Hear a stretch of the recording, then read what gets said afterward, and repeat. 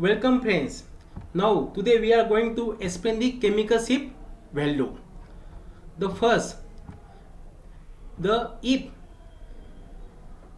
hydrogen attached to the carbon in the organic compound, at that time the hydrogen are present in the which types of form? The hydrogen attached to the carbon, therefore this may be present in the form of CH3, means 3 proton, that is gives same chemical shift value, that is having same chemical environment attached to the same carbon, therefore gives CH3 groups. If 2 protons are present in the given information, therefore this is considered as a CH2 groups. If only 1 proton is present in the given information, that is considered as a CH group. Therefore 3 protons CH3, 2 protons CH2, 1 proton CH, or means 6 proton 2 CH3 groups, 4 protons 2 CH2 groups, and 2 protons maybe 2 CH group or CH2 groups. The chemical shift range in the PMR spectroscopy is in between 0 to 15 ppm or delta. The unit of the chemical shift are either ppm or delta or tau. Tau equal to 10 minus chemical shift in the delta. Therefore जब भी hydrogen carbon compound को attach होगा दोस्तों, अगर तो वो CH3, CH2 या CH के फॉर्म में होगा, तो उस ग्रुप को हम क्या कंसिडर करेंगे यहाँ पे R groups, that's alkyl group यहाँ हम कंसिडर करने वाले दोस्तों. ठीक है, तो R मतलब क्या हो गया, आइदर CH3 और CH2 और CH groups, 3 proton CH3, 2 proton CH2, 1 proton CH. ये पक्का ध्यान में रखो दोस्तों. अगर हाइड्रोजन अटैच होता है ऑक्सीजन को, at that time this hydrogen is present in the form of OH, maybe aliphatic OH, maybe aromatic OH, maybe acidic OH, maybe alcoholic OH. ऐसा OH के फॉर्म हो सकते हैं दोस्तों. तीसरा, if hydrogen is attached to the nitrogen, then this may be either NS or NS2 groups. One hydrogen that is NS and 2 hydrogen that is NS2 group. This NS, NS2 or OH group is exchangeable with D2O. ये हमने last video में देखा मित्रों दोस्तों कि D2O से OH कैसा exchange होता है. ठीक है, अभी हम केमिकल शिफ्ट के ऊपर फोकस करने वाले दोस्तों. केमिकल शिफ्ट के आपको फैक्टर पता है, उस फैक्टर के जरिए मैंने कुछ केमिकल शिफ्ट के वैल्यू मतलब यहाँ जो होते हैं पॉसिबल, वो मैं यहाँ बता रहा हूँ आपको दोस्तों. इतने केमिकल शिफ्ट अगर आप ध्यान में रखते हो दोस्तों, कौन सी भी केमिकल शिफ्ट आप इमेजिन कर सकते हैं, आप कह सकते हो कि इसकी रेंज इसके बीच में होना चाहिए, या कंपैरिजन कर सकते हैं आप दो केमिकल शिफ्ट के या दो कंपाउंड की कौन कौन सी केमिकल शिफ्ट होती है, या आप बता सकते हो दोस्तों. तो ठीक है, the chemical shift of the first acidic OH हम पीएमआर स्पेक्ट्रोस्कोपी सीख रहे दोस्तों. PMR means proton magnetic resonance spectroscopy. तो जो हाइड्रोजन होता है उसकी हम केमिकल शिफ्ट देख रहे हैं. यहाँ हम कार्बन की केमिकल शिफ्ट नहीं देख रहे, सिर्फ हाइड्रोजन की केमिकल शिफ्ट एक्सप्लेन कर रहे. If hydrogen attach to acidic oxygen, then chemical shift is in between 10 to 13. ऐसा क्यों होता है दोस्तों, इतनी ज्यादा केमिकल शिफ्ट क्यों होती है? Due to oxygen is more electronegative atoms, therefore electron density is decreases and this shielding is take place, and this shielding is take place, the chemical shift is increases. And second factor is diamagnetic anisotropic effect. इसके वजह से ये जो OH है उसकी chemical shift काफी ज्यादा है दोस्तों. सब फंक्शनल ग्रुप में सबसे ज्यादा एसिडिक OH की केमिकल शिफ्ट होती है दोस्तों, 10 to 13. द सेकंड जो होता है दोस्तों अल्डिहाइड प्रोटॉन होता है दोस्तों. अल्डिहाइड की chemical shift is in between 9 to 10. अगर 9 to 10 दिखाई देता है आपको इंफॉर्मेशन में, गिवन स्पेक्ट्रल इंफॉर्मेशन में, तो समझ लेना वहाँ क्या है दोस्तों, अल्डिहाइड ग्रुप क्या है, फिक्स है. वैसा दोस्तों उसके बाद आती है एरोमेटिक प्रोटॉन की chemical shift. Aromatic proton 6 to 8 बताता है. 6 to 8 क्यों केमिकल शिफ्ट होती है दोस्तों, ये काफी ज्यादा ये भी chemical shift due to diamagnetic anisotropic effect and ring current.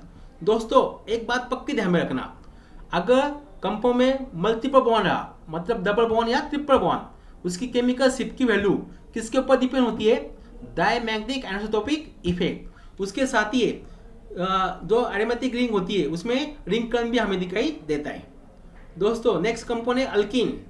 Alkyne की भी केमिकल शिफ्ट दोस्तों 4.5 to 7 के बीच में होती है दोस्तों. Therefore chemical ship is more due to same diamagnetic anisotropic effect. If are attached to oxygen or halogen, at that time chemical ship is in between 3 to 4 या 3 to 4 की value है दोस्तों. अगर ऑक्सीजन को आर ग्रुप मतलब क्या है दोस्तों, CH3 या CH2 या CS, आपको मैं पहले बता चुका हूँ दोस्तों. एंड X मतलब क्या, halogen, may be Cl, fluorine, iodine. तो ये केमिकल शिप 3 to 4 के बीच में होती है दोस्तों. लेकिन दो इलेक्ट्रोनेगेटिविटी होती है हेलोजन की, उसके वजह से केमिकल शिप बढ़ती है दोस्तों. लेकिन कुछ हेलोजन उसकी इलेक्ट्रोनेगेटिविटी क्या है दोस्तों, थोड़ी कम है, जैसे कि आयोडीन. तो उसकी केमिकल शिप 2 से हम अप्लाई कर सकते हैं, मतलब 2 to 4 भी हम बोल सकते हैं दोस्तों हेलोजन की केस में. वैसा नेक्स्ट ग्रुप है R, means CH3, CH2, CS attached to nitrogen or halogen. The chemical ship is in between 2.5 to 4. The next one is in case of epoxy, the chemical ship also is in between 2.5 to 4. दोस्तों epoxy में oxygen को ऐसे ऐसे, लेकिन 3 member ring होने की वजह से इधर इलेक्ट्रॉन डेंसिटी क्या है, बहुत ज़्यादा है. इलेक्ट्रॉन डेंसिटी बहुत ज़्यादा होने की वजह से यहाँ क्या होती है दोस्तों, सेल्डिंग होती है. इसका जो शेप होता है, इसकी जो बॉन्डिंग होती है, बनाना शेप बॉन्डिंग होती है इसकी, उसके वजह से इलेक्ट्रॉन डेंसिटी ये सब न्यूक्लियस के करीब होती है. उसके वजह से इसकी डेंसिटी केमिकल शिप क्या हो गई दोस्तों, बढ़ गई दोस्तों. The next one is if R attached to sp2 carbon. दोस्तों sp2 कार्बन किसे कहते हैं हम, the carbon having double bond, may be aromatic ring, may be carbon double bond carbon alkene, may be simple carbonyl groups, that is gives chemical ship is in between 2 to 3. देखो यहाँ आप देख सकते हो R means CH3, CH2, CS, इसकी chemical ship कितनी होंगी दोस्तों, 2 से 3 के बीच में होंगी दोस्तों.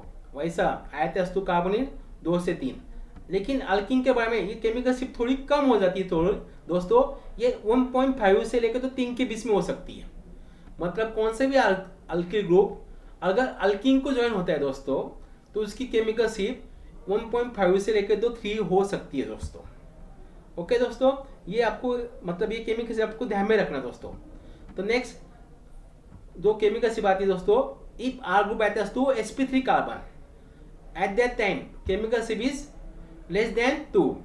sp3 carbon means the carbon having only single bond, not a double bond, not a triple bond. ऐसा आर ग्रुप की सिर्फ वो कार्बन sp3 कार्बन को ज्वाइन है, उसकी केमिकल शिप कितनी होती है दोस्तों, 2 से कम होती है.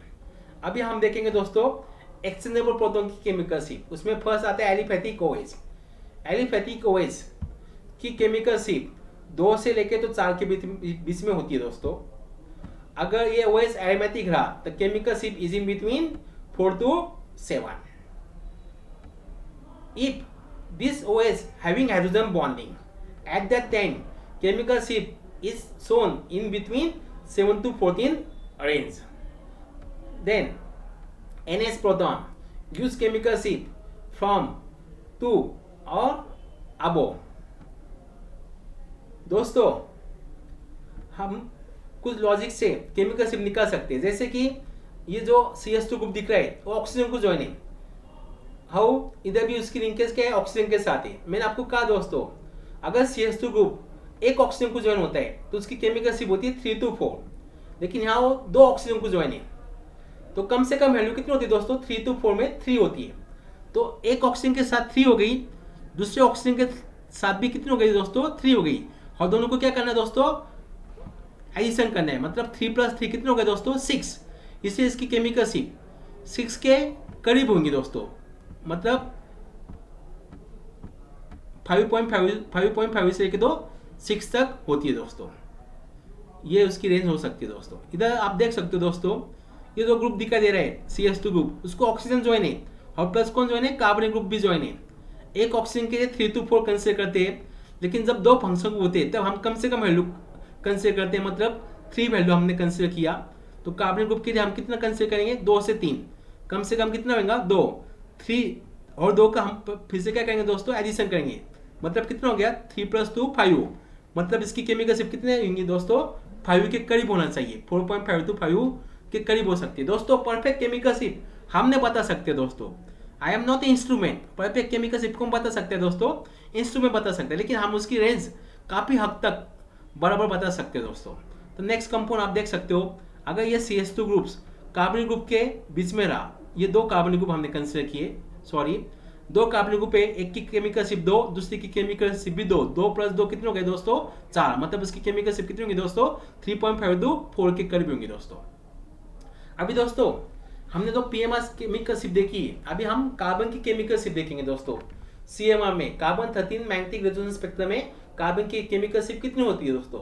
PMR में केमिकल शिप की रेंज 0 से लेकर तो 15 तक होती है दोस्तों, लेकिन CMR में जो केमिकल शिप होती है दोस्तों उसकी रेंज 0 से लेकर तो 0 ppm तक होती है दोस्तों, या थोड़ी बहुत उससे कम या सॉरी ज़्यादा भी हो सकती है दोस्तों। इतनी रेंज क्यों होती है दोस्तों CMR में, तो ये हम बाद में स्टडी करने वाले हैं, लेकिन कौन से कार्बन की केमिकल शिप कितनी होती है इसके ऊपर हम फोकस करेंगे दोस्तों। आपको पता है दोस्तों, the carbon are classified into 3 types according to hybridization, either sp3, sp2 or sp. sp3 means the single bonded carbon, sp2 means the double bonded carbon and sp means the triple bonded carbon। तो इस हिसाब से हम chemical ship देखेंगे दोस्तों। तो first carbon आता है sp3 कार्बन, उसकी रेंज CMR में केमिकल शिप की 0 से लेकर तो 80 तक होती है दोस्तों, मतलब 0 से लेकर तो 80 तक अगर कार्बन रहा तो वो sp3 कार्बन हो सकता है दोस्तों। दो सेकंड कार्बन आता है दोस्तों, उसे हम sp कार्बन कहते हैं, दैट इज अल्काइन में वो कार्बन होता है दोस्तों।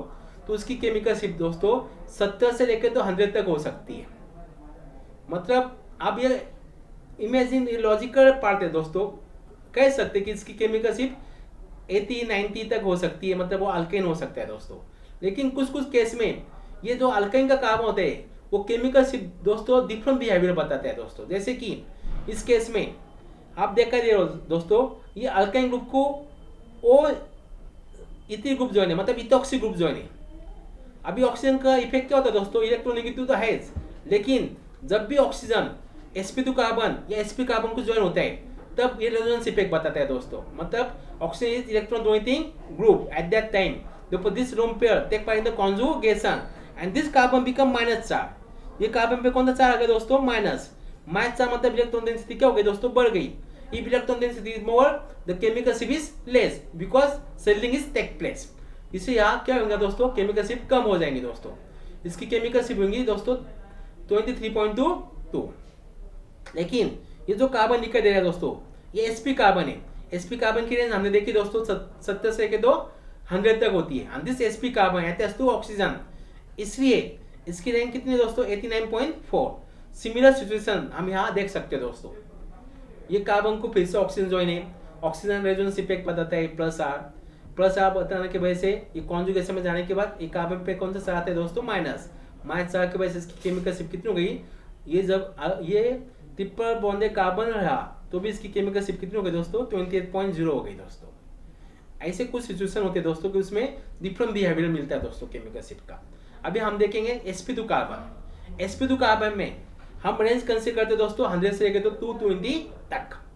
तो इसमें हम कुछ कार्बन के टाइप करेंगे दोस्तों, जैसे कि अल्कीन और एरोमेटिक कार्बन। अल्कीन और एरोमेटिक कार्बन की chemical ship nearly about is in between 100 to 150 ppm। वैसे ही दोस्तों यहाँ हाँ इसमें भी कुछ दोस्तों डिफरेंट बिहेवियर बताते हैं दोस्तों। सेम ये डबल बॉन्ड है, ऑक्सीजन को ज्वाइन है, ऑक्सीजन को ज्वाइन होने के वजह से यहाँ इलेक्ट्रोनेगेटिविटी से ज़्यादा इंडक्टिव इफेक्ट से ज़्यादा हम रेजोनेंस इफेक्ट कंसीडर करेंगे।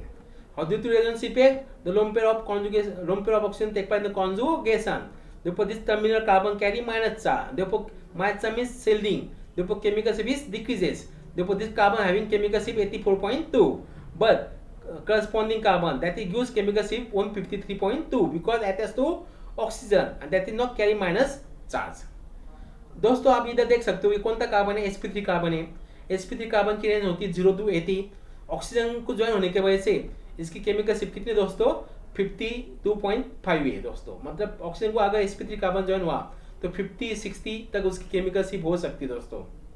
वैसा दो सेकंड टाइप का कार्बन कंसीडर करेंगे दोस्तों हम कार्बनिक ग्रुप।